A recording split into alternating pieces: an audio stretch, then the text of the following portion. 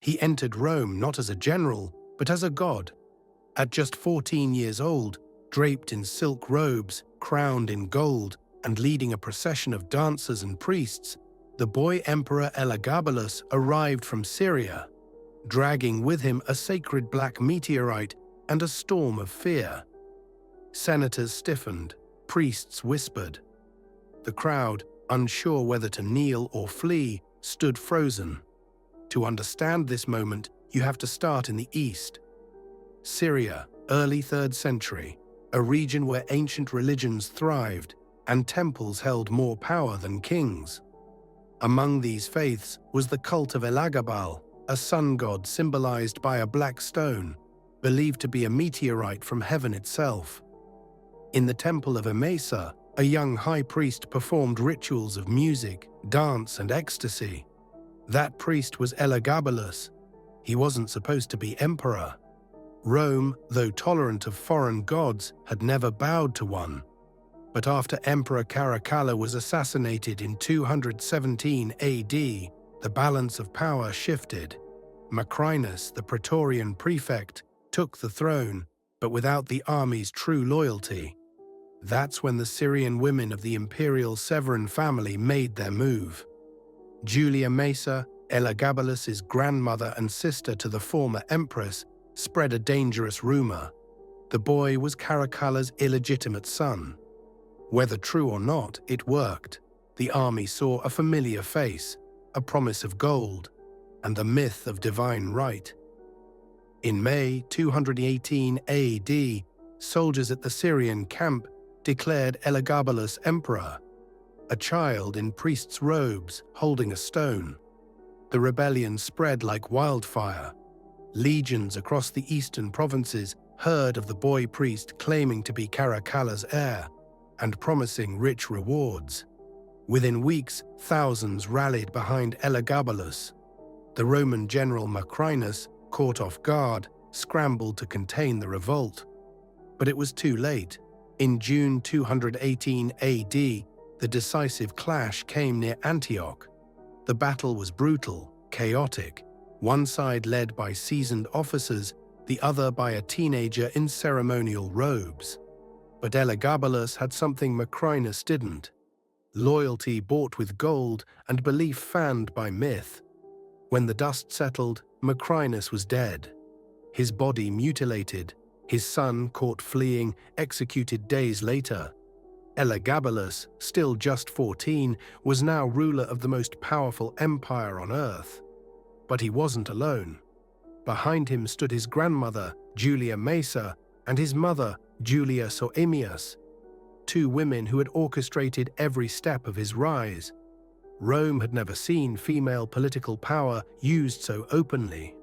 These women managed the Senate, negotiated with generals, and began reshaping the imperial court. As the new emperor journeyed slowly from Syria to Rome, rumors followed ahead of him, of strange rituals, of sacred stones and silk veils, of an emperor who danced, who wore makeup, who prayed not to Jupiter, but to a god no Roman had ever spoken aloud in public. By the time his entourage reached the gates of the capital, the fear had already arrived. In the summer of 219 AD, Rome stood still as Elagabalus entered the city. He didn't march like a conqueror. He processed like a divine oracle, draped in Syrian silk, crowned in jewels, face painted with sacred pigments. Behind him, musicians played foreign rhythms. Priests chanted in an unknown tongue. And at the center of it all, transported on a golden chariot, was the black meteorite, the stone of Elagabal. The Senate watched in stunned silence. For the first time in Roman history, a foreign deity wasn't merely welcomed, it was enthroned. Elagabalus declared his god the supreme deity of the empire, above Jupiter, above Mars, above all. A new temple rose on the Palatine Hill. Roman gods were brought there, symbolically subordinated to the Syrian sun. And Elagabalus, he became high priest. Every morning, dressed in glittering robes, he performed rituals in public. He danced, He sang. He poured wine and blood onto the altar while senators and generals stood by, forced to observe rites they neither understood nor respected. But it wasn't just the rituals. It was his appearance, his gestures, his voice. He wore makeup and perfume. He changed outfits multiple times a day. He moved through the palace like a spirit from another world. Half god, half boy, and all scandal. What had begun as foreign spectacle now felt, to many Romans, like a violation of everything sacred. The shock deepened when Elagabalus began reshaping not only religion, but identity. He married Julia Paula, a noble Roman woman, in a grand ceremony. Within months, he divorced her and took another bride, Aquilia Severa, a Vestal virgin. It was an act of blasphemy beyond precedent. Vestals were sacred. Their vow of chastity was enforced by law and legend. Breaking it meant death, often by burial alive, but Elagabalus didn't care. He claimed the union was sacred, meant to merge his sun god with Rome's goddess of the hearth. The Senate was horrified. The people whispered. Religious leaders watched in disbelief as centuries of tradition were overturned. Then came the lovers. The emperor publicly married men, first a charioteer named Hierocles, then an athlete named Zoticus. These weren't quiet affairs. Ceremonies were held. Elagabalus wore veils. He asked to be called Empress. His voice softened.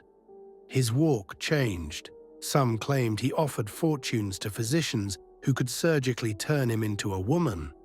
Whether all those details are true is debated, but the fear they created was very real.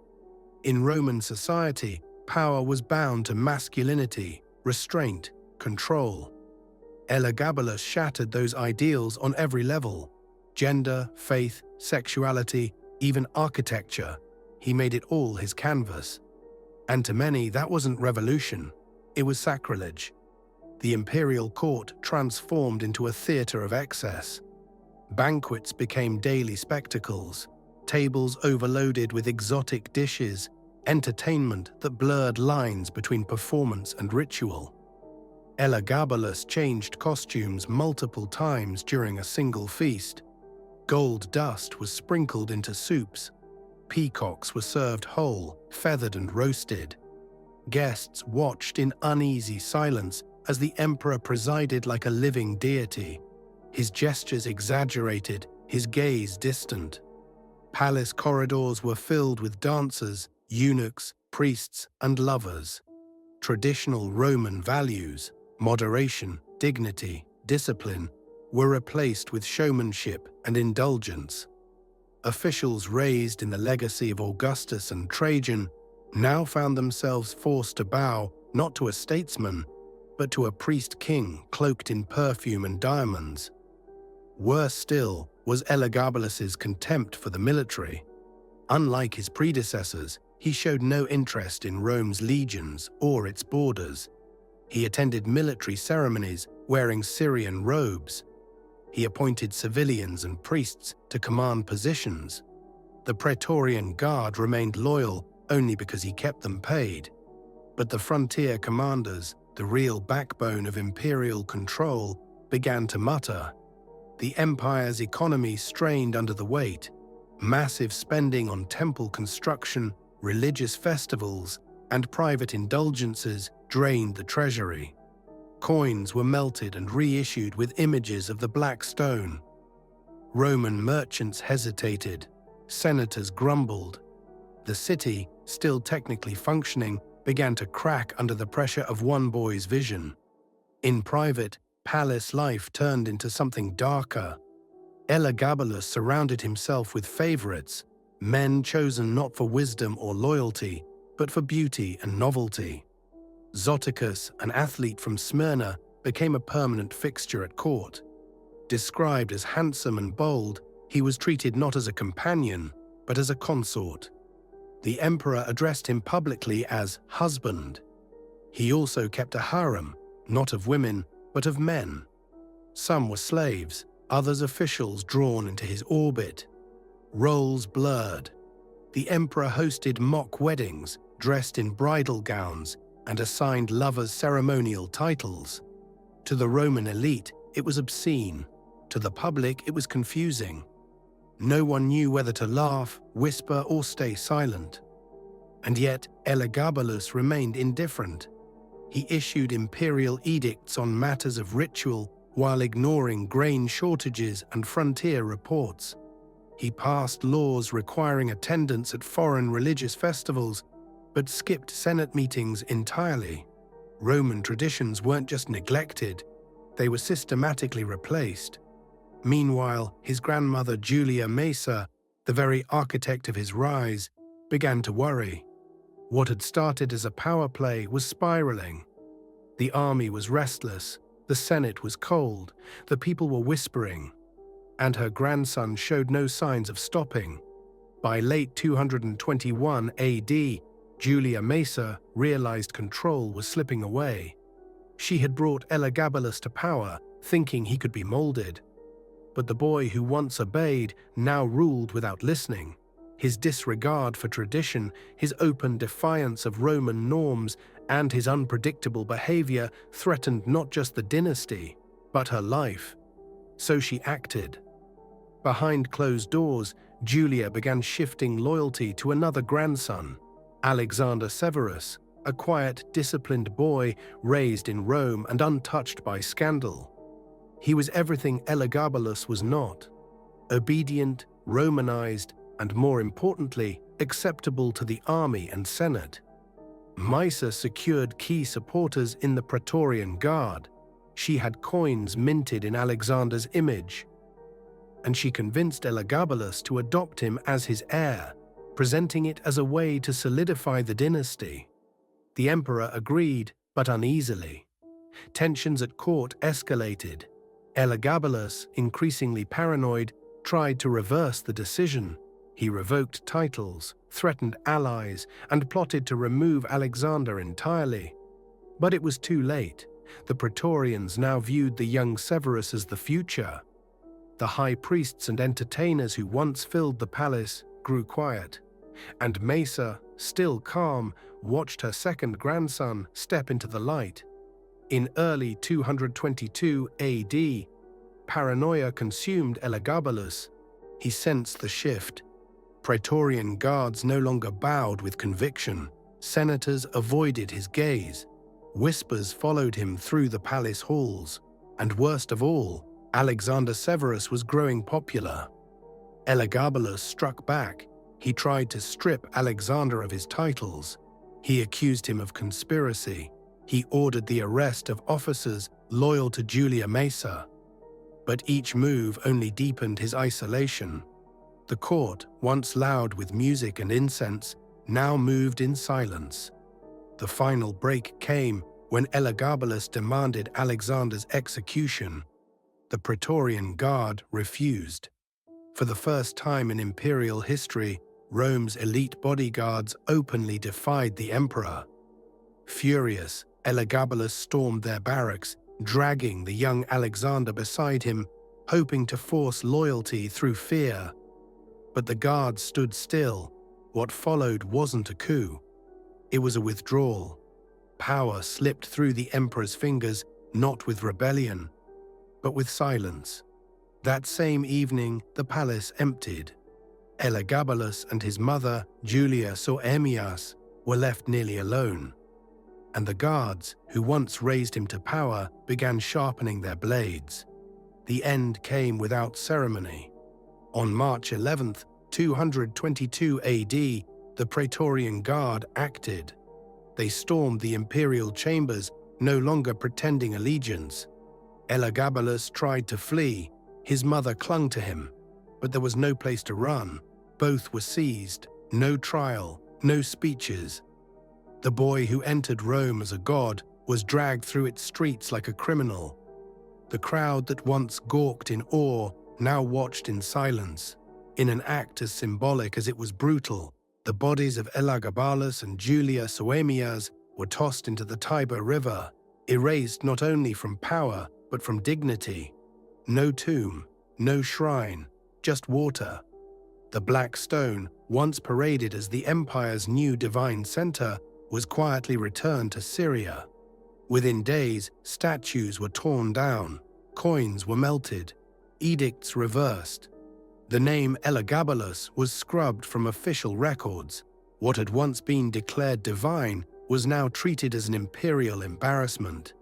In his place, Alexander Severus, calm, modest Roman, was declared emperor. The city exhaled. Rome for now had reclaimed itself, but erasure could not undo the damage. Elagabalus reigned for just 4 years, but those years left scars. He had exposed the empire's deepest fractures between East and West, religion and state, tradition and transformation, identity and power. His rituals were gone, his name removed. But the questions he raised remained. How could Rome tolerate an emperor who challenged its gods, who dressed as a woman, loved as he chose, ruled like a prophet? Was it madness, rebellion, or simply a reflection of an empire that had already begun to lose its center? For some, he was a monster. For others, a victim, a boy used by powerful women, discarded by frightened men, and destroyed by forces far older than himself. Historians would debate his sanity, his faith, his gender, his legacy. Some claimed he was the first transgender ruler in history. Others saw only chaos. But none could deny this.